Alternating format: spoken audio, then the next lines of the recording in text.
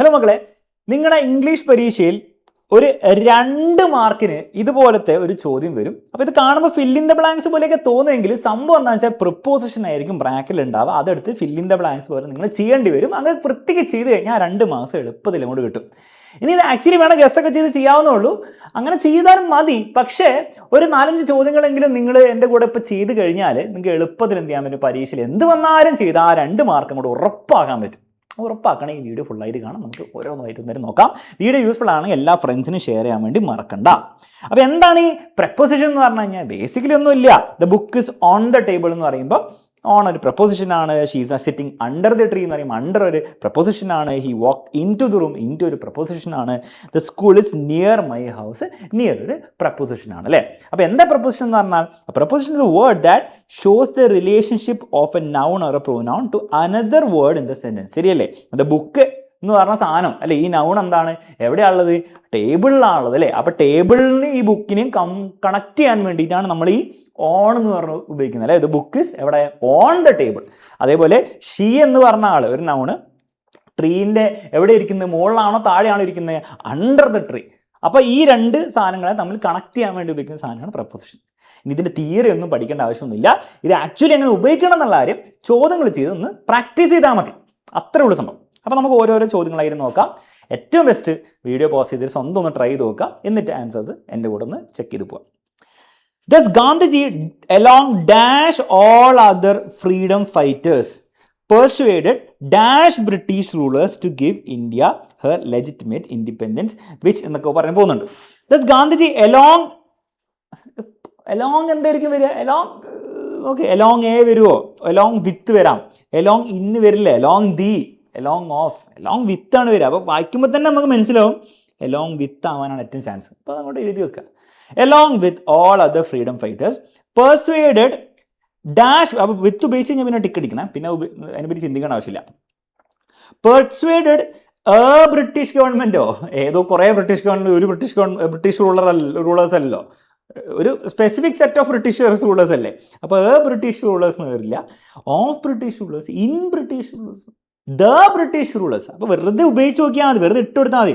ഏറ്റവും കൂടുതൽ കേൾക്കുമ്പോൾ രസം ഏതാന്ന് തോന്നുക അത് ഇട്ട് വെക്കുക. കേൾക്കുമ്പോൾ രസം ഒന്നും തോന്നിയില്ലെങ്കിൽ അത് വിടുക, എന്നിട്ട് അടുത്തതിലേക്ക് പോവുക. അപ്പോൾ അവസാനം പറഞ്ഞാൽ ബാക്കി വരില്ലോ, അത് ഇട്ട് കൊടുത്താൽ മതി.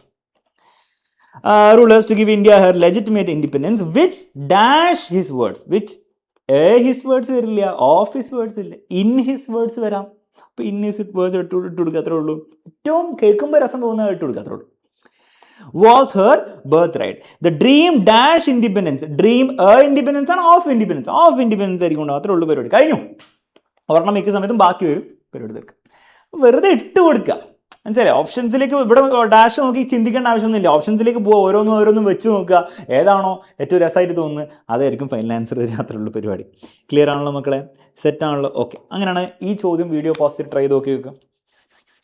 ട്രൈ നോക്കി, വേറെ സെറ്റ് ഓഫ് പ്രപ്പോസിഷൻസ് ആണ് ഇവിടെ ഉള്ളത്. അങ്ങനെ ട്രൈ നോക്കി നോക്കുക, വീഡിയോ പോസ്റ്റ് ട്രൈ നോക്കുക. Okay, thinking dash all these things took my mind away dash the biting cold എന്നാണല്ലേ.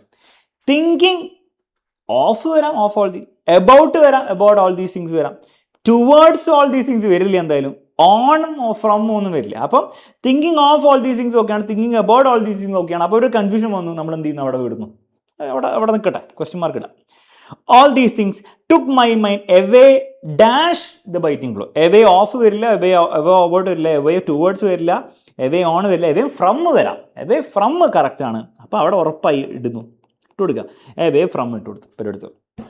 Away from the biting cold, biting cold the dash night, biting cold on the night, dash night വരാം, towards അല്ല, on the വരില്ല അല്ലേ. Biting cold on the നൈറ്റോ ഇല്ല, biting cold towards night വരില്ല, biting cold about വരില്ല, biting cold of the night, നൈറ്റിൻ്റെ biting cold അല്ലേ, തണുപ്പ്. അപ്പോൾ ഓഫാണ് ഇവിടെ വരിക, അപ്പോൾ എബൌട്ട് ഇവിടെ വരും, പരിപാടി തീർന്നു. അപ്പോൾ ഓഫും എബൌട്ടും തീർന്നു.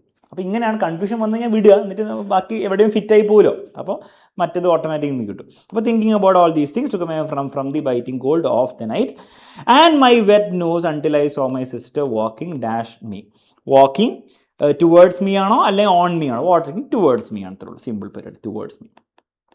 അപ്പോൾ ഇങ്ങനെയാണ് ചോദ്യം ചെയ്യുക. അപ്പോൾ വെറുതെ ഇട്ട് കൊടുക്കുക, എന്തെങ്കിലും കൺഫ്യൂഷൻ വന്നാൽ അവിടെ നിൽക്കട്ടെ, അതിനെപ്പറ്റി കൂടുതൽ ചിന്തിക്കേണ്ട. കാരണം രണ്ടും ഓക്കെയാണ്, തിങ്കിങ് ഓഫ് ഓൾ ദീസും ഓക്കെയാണ്, എബൌട്ടും ഓക്കെയാണ്.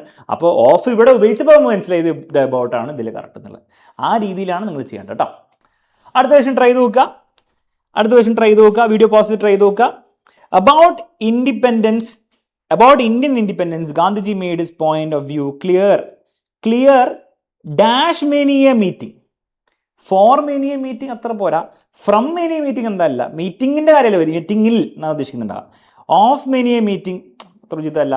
ഇൻ many a meeting, ഇന്ന് വരാം, ഏറ്റവും കറക്റ്റാണ്.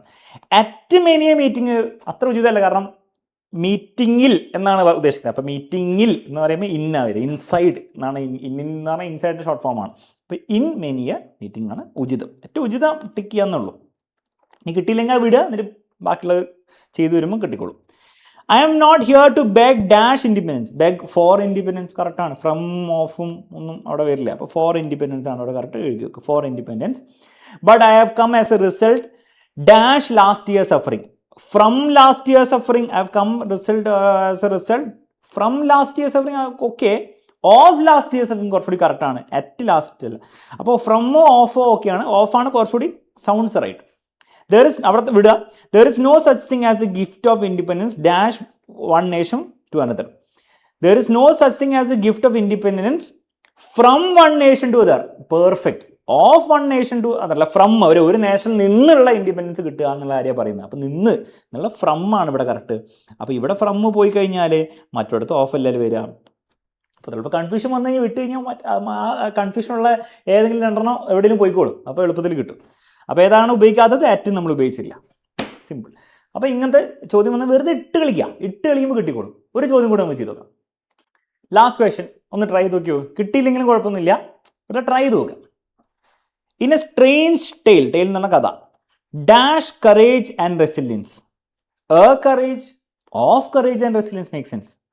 As courage, in courage, on ഒന്നും അലയ്ക്കണ്ട, ഓഫാണ് ഇവിടെ വരും, of courage and resilience tick അടിക്കാം. റെസിലിയൻസ് എന്ന് പറഞ്ഞാൽ നമ്മൾ ഒരു തോൽവിയിൽ നിന്ന് പുറത്തേക്ക് തിരിച്ചു വരിക, അതിനാണ് ആ ക്വാളിറ്റിയാണ് റെസിലിയൻസ് എന്ന് വിളിക്കുക. 4 children, 1 dash young as 11 months, 1 young as as young as 11 months. Perfect ആണ്, ഒന്നും ആലോചിക്കാനില്ല. In young as, on young as എന്തെങ്കിലും വരില്ല. അപ്പോൾ as young as 11 months. Survived dash deadly plane crash, survived a deadly plane crash ഓക്കെയാണ്. In deadly plane crash, survived in എന്ന് പറയില്ല, survived a deadly എന്ന് പറഞ്ഞാൽ മതി.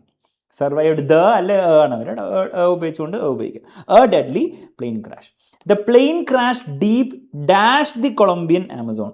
ഇന്നാണോ ഓൺ ആണോ? The plane crash deep dash the Colombian Amazon. അപ്പോൾ Colombian ആമസോണിലല്ലേ, അതിൻ്റെ ഉള്ളിലല്ലേ ക്രാഷ് ചെയ്തത്, അതിൻ്റെ മണ്ടക്കല്ലല്ലോ ക്രാഷ് ചെയ്തത്, അതിൻ്റെ ഉള്ളിലാണ് അല്ലേ. അപ്പോൾ ഇൻ എന്നാണ് നമ്മൾ ഉപയോഗിക്കുക.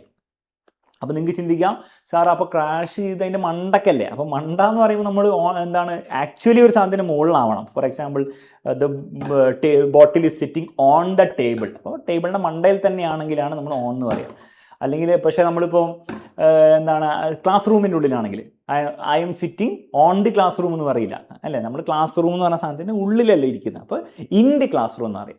അപ്പോൾ നിങ്ങൾക്ക് പറയാം, ആ സാർ ക്ലാസ് റൂമിൻ്റെ എന്താണ് നിലത്തിന് മണ്ടയിലല്ലേ സാർ ഇരിക്കുന്നത്.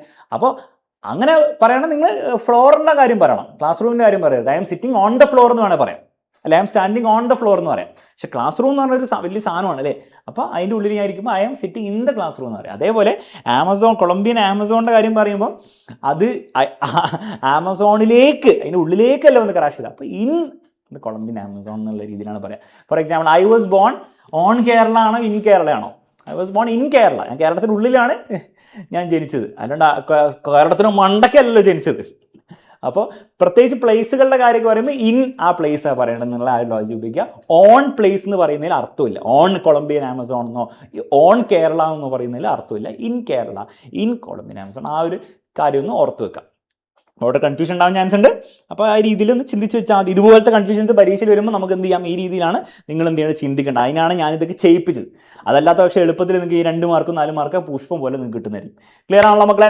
അപ്പോൾ ഈ പ്രപ്പോസിഷൻസ് വെച്ചിട്ടുള്ള ഫിൽ ഇൻ ദ ബ്ലാങ്ക്സ് ഒന്ന് തകർത്ത് എഴുതി വന്നോണം. വീഡിയോ യൂസ്ഫുൾ ആയെങ്കിൽ ഫ്രണ്ട്സിന് ഷെയർ ചെയ്യുക. ബാച്ചിലേക്ക് ജോയിൻ ചെയ്ത് അടിപൊളിയായിട്ട് എല്ലാ സബ്ജക്ട്സും ടോപ്പിക് വൈസ് ഒക്കെ പഠിക്കണേ. താഴെ നമ്മുടെ ഡീറ്റെയിൽസും കൊടുത്തിട്ടുണ്ട്.